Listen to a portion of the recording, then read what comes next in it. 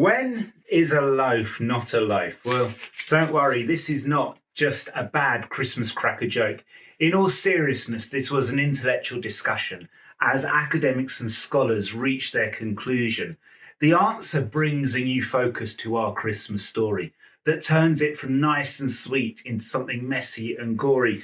You see, if a bread was rotted, rancid, and inedible, not even the shepherds would have it at their table. Well, you can forget the idea of shepherds in welly boots driving Land Rovers. Shepherds were dangerous and dirty.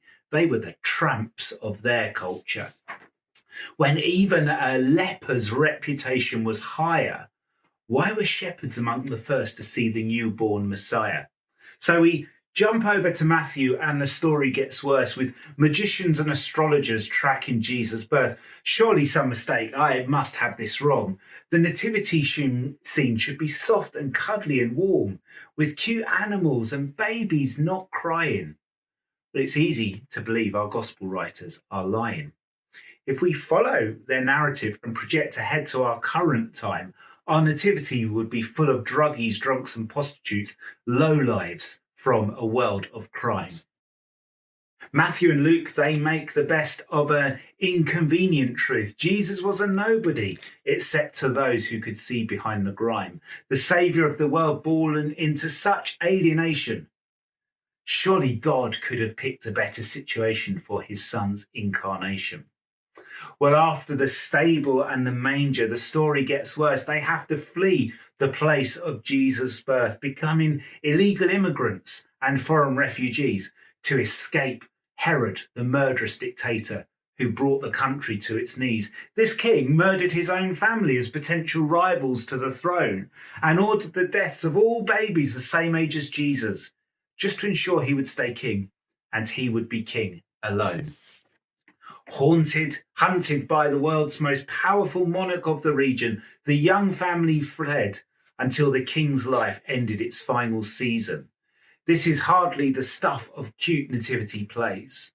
No, his birth still shocks and disturbs us in so many ugly ways.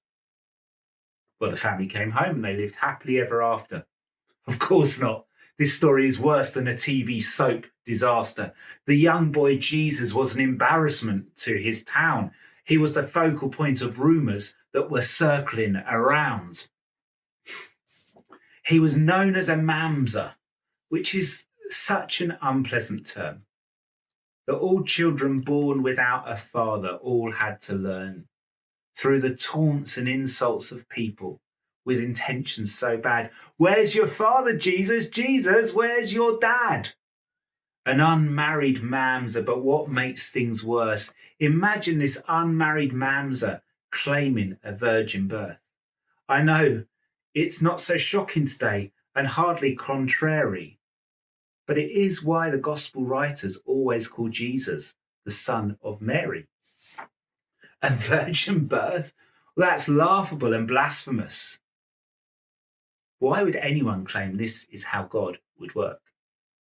A pregnant Mary runs to stay with her elderly aunt, from whom she should have expected rejection, her presence being an affront.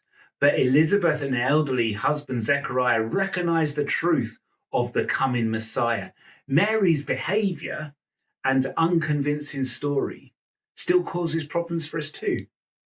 Either she made it all up, or else it's all true. The real Christmas story is dirty and messy. However we take it, it's neither clean cut or pretty. Let's change the tone and make the atmosphere a little lighter.